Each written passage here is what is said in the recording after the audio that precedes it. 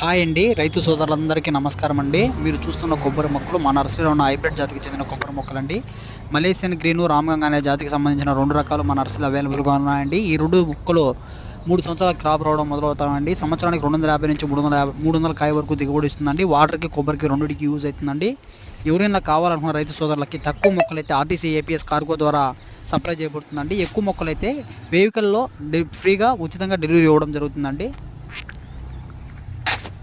కావాలనుకున్న రైతు సోదరులు డిస్ప్లే మీద ఉన్న నెంబర్కి ఫోన్ చేసి ఆర్డర్ చేసుకోవచ్చును. 100% గ్రేడింగ్ చేసి రైతుకి సప్లై చేయబడును. ప్రతి మొక్కని